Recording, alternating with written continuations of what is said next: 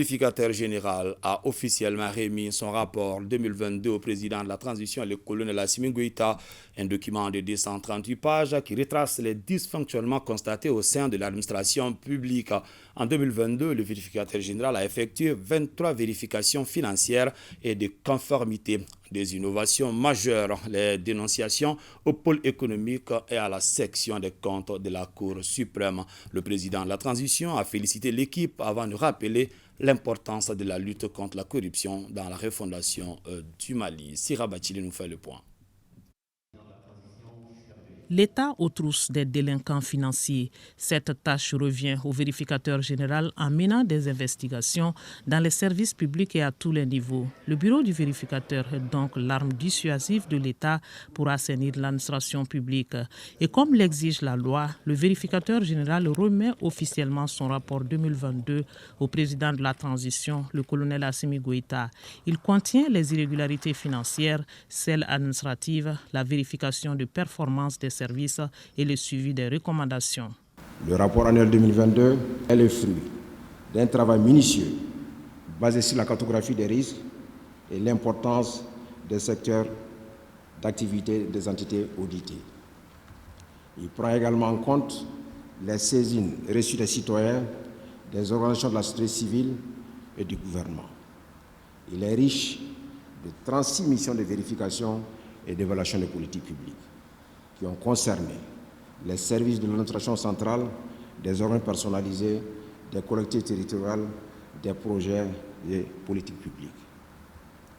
Ces missions se répartissent en 23 vérifications financières et de conformité, 3 vérifications de performance, 8 vérifications de suivi de recommandations et 2 évaluations de politiques publiques. Le rapport du vérificateur, un contrôle de la gestion publique, une synthèse des observations, analyses critiques et suggestions avec cette innovation. La dénonciation dans les rapports dits individuels qui donnent des détails sur les dysfonctionnements. 22 ont été transmis au pôle économique et 21 à la section des comptes de la Cour suprême. À cet effet, le bureau du vérificateur général travaille en synergie avec les autorités judiciaires et le contentieux de l'État. En ce qui concerne les suites judiciaires des dossiers transmis au président de la section des comptes de la Cour suprême, 5 dossiers ont été déférés au parquet général de la Cour suprême. 5 sont en instruction par les conseillers rapporteurs durant lesquels comparaissent les personnes poursuivies. 11 ont fait l'examen par les chambres de la section des comptes. Les missions de vérification ont porté sur 8 secteurs dont l'eau et l'énergie, les mines, le transport et la santé, choix approuvé par le président de la transition. Je voudrais féliciter l'équipe du bureau du vérificateur pour la pertinence des domaines qui ont fait l'objet de vérifications. Les domaines concernés touchent le bien-être de nos compatriotes. La gestion des ressources publiques est prioritaire pour une nation qui veut construire son avenir. Elle requiert de ce fait une grande responsabilité sur le plan à la fois normatif et éthique. C'est pourquoi la transparence, la redevabilité et la lutte contre la corruption et la délinquance économique et financière font partie des priorités des autorités de la transition. C'est également la raison pour laquelle je souhaite que toutes les actions de la transition aient comme fil conducteur la rigueur dans la gestion et la moralisation des comportements.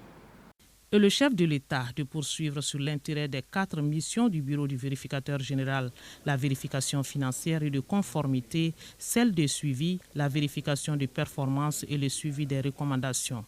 La diversité des interventions du bureau du vérificateur général offre ainsi une boîte à outils pour le gouvernement pour apprécier notamment la régularité et la sincérité des opérations de dépenses, la conformité des actes posés relativement à l'application rigoureuse de la réglementation, le respect des critères d'économie, d'efficacité et d'efficience de nos programmes, ainsi que l'impact de nos politiques publiques. Les résultats de ces différentes missions contribueront à renforcer les réformes engagées pour la refondation de l'État. J'invite par conséquent le gouvernement à veiller à la mise en œuvre des recommandations, catalyseurs de certains des changements à induire dans notre administration. En plus du suivi et de la judiciarisation des dossiers, le gouvernement accordera une attention particulière à l'application des sanctions administratives et disciplinaires. De la matière et des propositions pour différents secteurs, le président de la transition qualifie ce rapport de source d'inspiration pour beaucoup de projets. En ce qui concerne le volet performance des vérifications du rapport annuel 2022, j'ai retenu avec une attention toute particulière la nécessité de mettre en place un système de contrôle de qualité des médicaments, aliments, boissons et eau, de prendre des mesures appropriées en vue d'une gestion adéquate des stocks de réactifs périmés, de faire adopter la politique nationale du volontariat et des textes y afférents et de favoriser sa mise en œuvre, de conforter les actions de sécurité alimentaire afin d'améliorer la résilience des populations vulnérables. Des orientations seront instruites pour une meilleure prise en charge des recommandations. S'agissant des politiques publiques évaluées et tenant compte du développement des technologies de l'information et de la communication, des choix stratégiques de planification, de mise en œuvre et de suivi de nos politiques publiques s'imposent. A souligné la bonne note du vérificateur général à l'administration publique quant au suivi des recommandations. De 52% en 2021, il est passé à 58%. Un progrès. L'autre innovation en matière de vérification, c'est l'évaluation des politiques publiques pour mieux les recadrer.